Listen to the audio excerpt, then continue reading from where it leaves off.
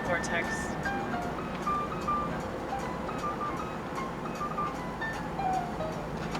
I thought that I would bring the black and white back because I really appreciate black and white filmmaking more than color.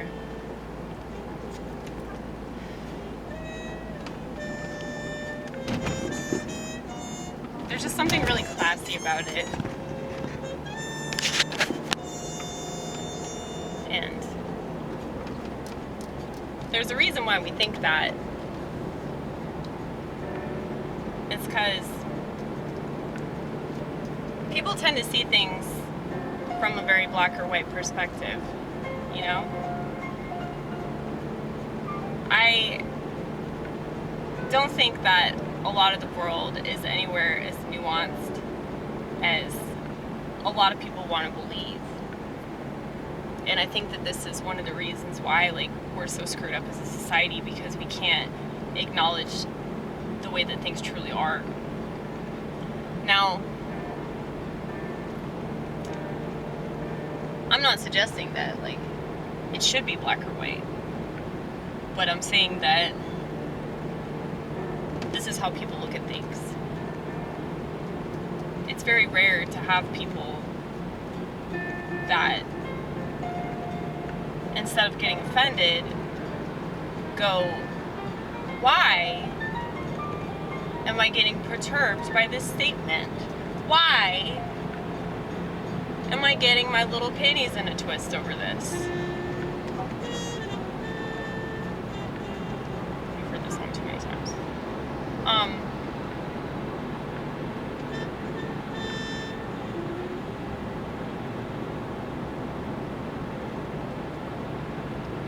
Not enough people are willing to be uncomfortable.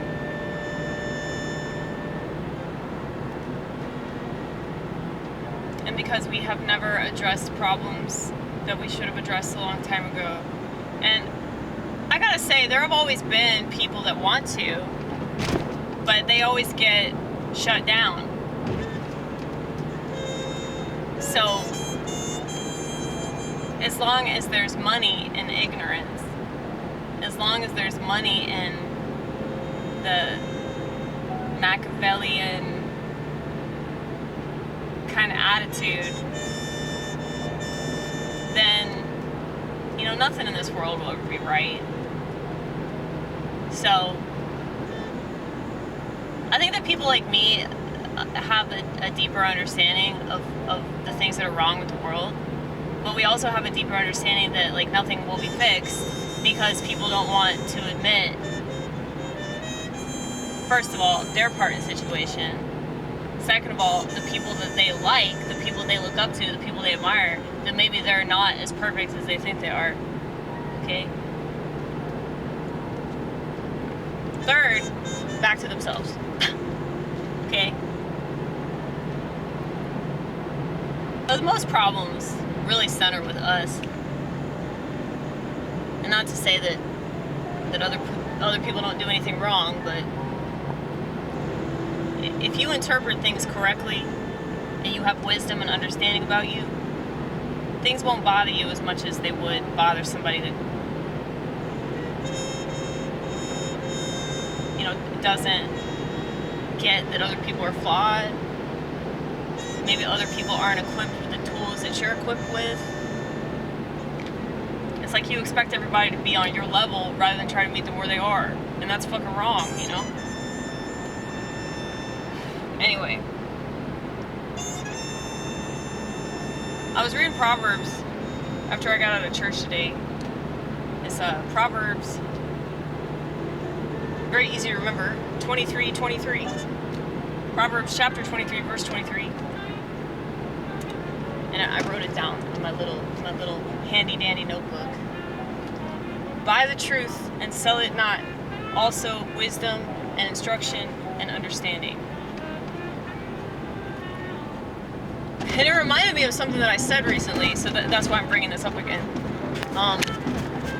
It reminded me of something that I was talking about in a recent video where I was saying, like, I would never sell the truth. Like, that's not what we're supposed to do with the truth. Which is why you can't trust people that claim that they're in the business of truth-telling. They're in the business of saving souls and shit like that. It's not a business. You can't make a business off of that. These people can't stop proving they're fucking Jewish. You know? Because that's their mindset. And if they're not doing it for the acclaim of the world, they do it because they think that they're going to get an additional sofa in heaven. And that's ridiculous.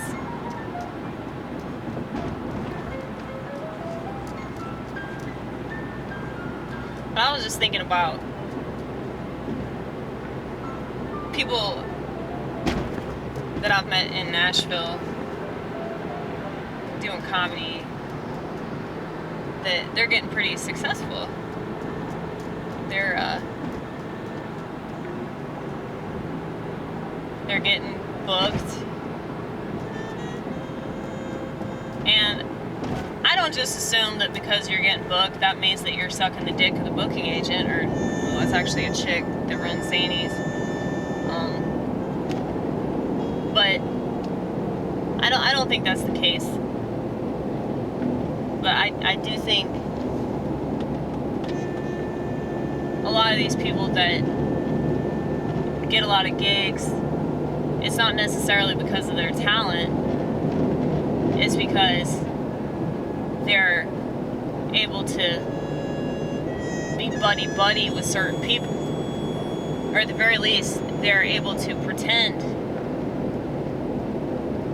They go to the parties and the bars and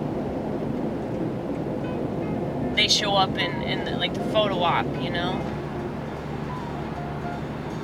And I'm not trying to dog these people, by the way. I think a lot of them are very talented and entertaining and funny. They have something to offer in that regard. But I think a lot of them are fake, though. So they'll do whatever they have to do to get ahead in life. And it doesn't matter if they compromise their principles ever so slightly. I guess I just have, like, principles that are different from a lot of people because my principles don't involve socializing, you know?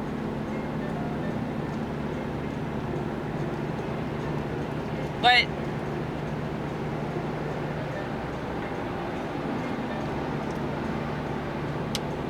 there are a lot of proverbs that involve not being envious of people for their standing in the world, you know?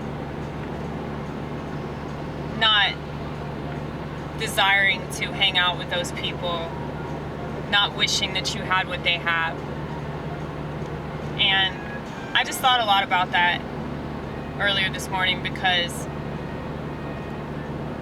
you know, I think that the lies of this world are that, you know, you'll have enough or you'll be satisfied when these people know who you are, or you get this, this, and this.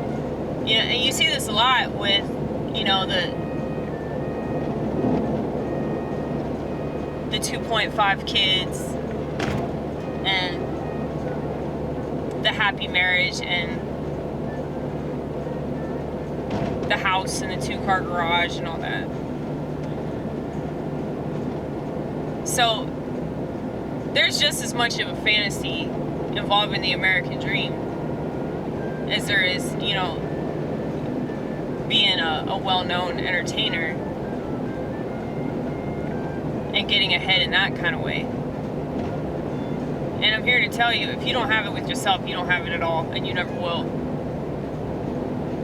I mean, that's awesome if you can be successful in any of those ways. That's awesome if you can find something that enhances your life and enhances the abilities that you already have. But if you don't have that on your own, it really won't matter like how much success you get. It won't be enough. You'll get a gig, and after the gig is over, it's fucking over, and you're gonna have to keep on pressing. And I think with marriage and family, it's a little different because, you know, that's just an ongoing pursuit. But I think that people aren't really willing to work on themselves as a life goal, you know? So it's like, you know that fucking quote, everybody knows this quote, life's a journey, not a destination. But yeah, I do think that most people look at life like it's a destination. They look at confidence like it's a destination. They look at self-esteem and identity like it's a destination, and that's just ridiculous. I keep using the word ridiculous. But you know, I used to be really envious of normal people. And I've always known that I wasn't going to have what normal people have. But every so often, I receive a bitter reminder of that. And while it doesn't bother me anymore to like not be in a relationship or something like that, because I know that I suck at that sort of thing. But like when it comes to stand-up, when I started, I saw people that were like commercially successful, and because I didn't know any better, I thought that there was just something wrong with me because, you know, I try to memorize my jokes and I get up there and forget all of them. I would have like a set list prepared. I get up there and do something completely different. But then I'd have people like really, really talented comedians that are like commercially successful who would tell me that they were so jealous of me and my level of comfort, you know, with myself and my persona and everything. And so you just never know who's going to be jealous of you. It'll probably be a lot different than what you expect. But yeah, you know, like sometimes I'll look at pictures of people that are like happily married, where they're in like a really successful relationship, and I don't think that they're just posing for the camera or anything, because, you know, I know these people, and I see how they interact with each other, I see how they look at each other, and so I don't think that it's all a show that they're putting on. But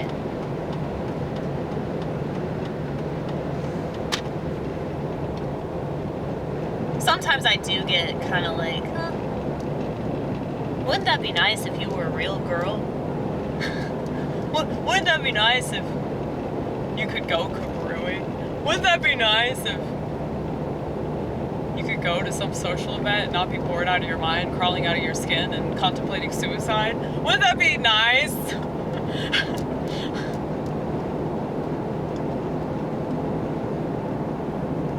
I mean, yeah, I guess it would. But maybe they look at me the same way. What if they look at me like, wouldn't it be nice to be entertained everywhere you go, like just by talking to yourself? Wouldn't that be nice to engage in a intricate conversation with a fucking plastic dinosaur? Wouldn't that be nice to be friends with everything? I mean, there's a reason why I act the way that I do. It's because I'm not wired the same way. So whatever rewiring or misfiring or whatever is going on, you could say that it's a defense, or you could say it's a cope, but it's my life. You know, it's the way that I've always been. And, you know, when I was growing up, like, in the public school days, because I didn't fit in, I really wanted to kill myself because it was just really uncomfortable. And nothing that I said or did would remove that discomfort. And so I guess when I started doing stand-up, it was like, okay, I'm not gonna be like them, and that has to be okay. I have to just go along with that rather than fight it and try to be something I'm not and be more suicidal as a result. Do you have any idea how many sexist shit who claim that they support things like freedom and things like, you know, God's will? It's like they would give me shit because I'm not living a traditional lifestyle as a woman.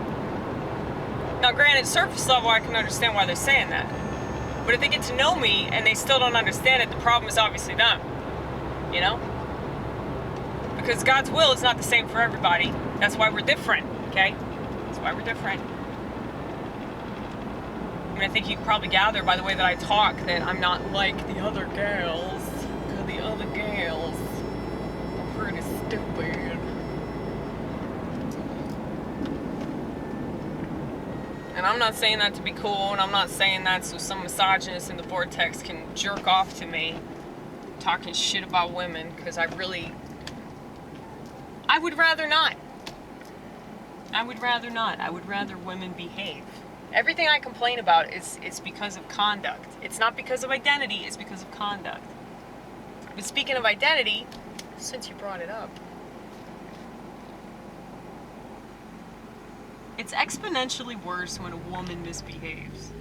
And the reason for that is because we are biologically and psychologically wired to behave totally opposite the way that women are being told to behave these days. Okay? So, having promiscuous sex, not in our nature.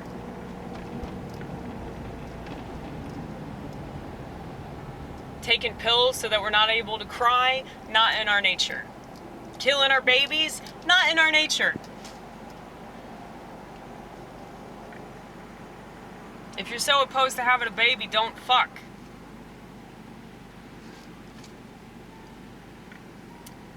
The answer to this problem could not be simpler. Which is why women have to complicate it, you know? I mean, we're naturally complicated people. That's why it doesn't make sense for us to get involved in things like politics. You know, because if we kept it simpler, life would be so much better. They start feminizing things. People are not happier now that shit's way more complicated. I mean, I would love for you to show me the evidence that people are happier these days. Now that we have all these additional labels and disorders and medications for disorders and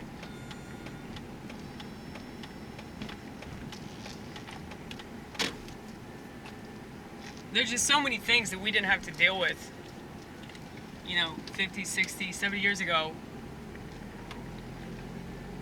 And for people to act like this is a better state of existence, well, all because more people have rights. I mean, I just don't buy that shit. Because the people that have all their rights, all they do is whine. So while I don't agree with anyone being mistreated, I am not going to say that, like, allowing those people to do whatever they want is a good thing for society, because it's not.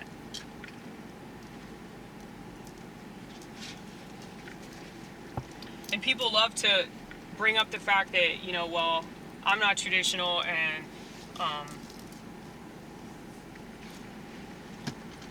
who am I to tell all these women what to do? I mean, I'm not trying to tell them what to do. But they're talking about policies that affect everybody. They're talking about policies that affect children. Feminism has been nothing but a disaster for children. So, it's like if people go along with that, there are ways that we could implement a better society without feminism and socialism and progressivism and all this shit. You know? This is just proof to me that people don't know how to not be an infantilized numbskull. Because people think that the only way for women to not be raped and beaten the shit out of and put in the ICU, the only way for that not to happen is feminism. You know? Like I said, like,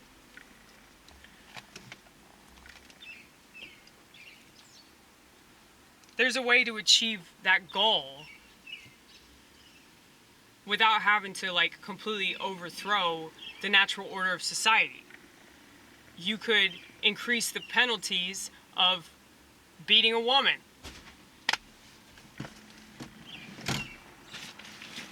You know, there are so many things that could be done. They didn't have to push this whole progressive agenda, but they did, and they sold people on, well, if you believe in equality for women, if you actually value women as people, do women value themselves as people? They rip out their offspring. How do they value themselves as people? I'll believe it when I see it. And I'm not saying that women have to, like,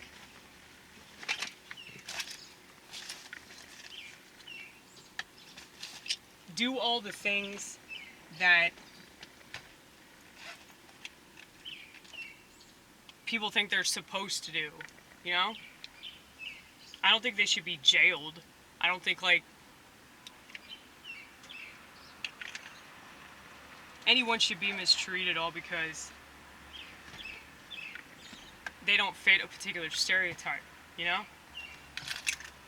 But it just seems completely, you know, counterintuitive to, you know, go along with things that aren't actually going to fix anything. They're just going to make the problem worse. But the thing is, the people that run everything know that shit.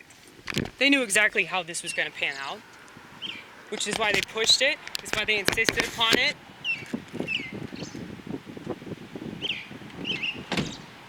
Dude, that would have been so cool if I lived in the early 1900s.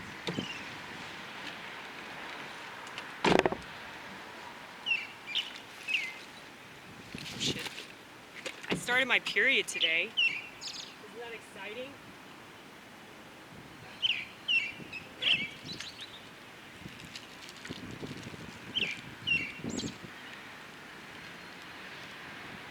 I mean, I'd be lying if I said that it didn't pain me sometimes that, you know, I don't have a bunch of kids. But, like, I'm traditional in the way that I think, so I could never imagine myself, like, settling down like that. And because I could never see myself doing it, like, you have to visualize it in order to be any good at it, I think. You have to have faith in that, and I never had faith in that.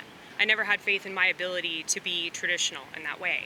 And so I'm not going to do something like that unless I can do it right. Unless I have a husband who works a job that's stable enough where I can stay at home with the kids all the time. Like, I don't want shit to do with that. I'm also schizophrenic. So, I think that a lot of people,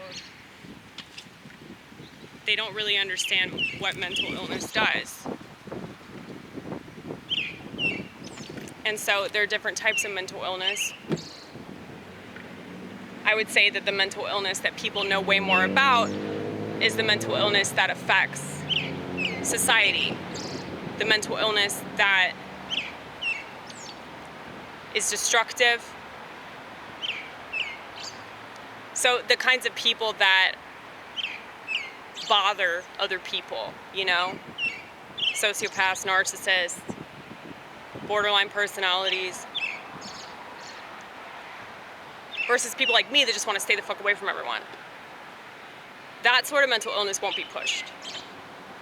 And it will always be misunderstood. Because anything that is contrarian and counterculture and it goes against society, for obvious reasons, we're going to be thought of as total outcasts and stigmatized out the ass. But I'm fine with being stigmatized because that means that people do what I want them to do and get the fuck away from me. So it works out for me, but I don't know. Sometimes I do get sad about it. But then I remember that I have God all to myself. And, I spend so much time with God. I spend so much time, reading the Bible and living in, Scriptureville that I ain't got any time to worry about Internetville.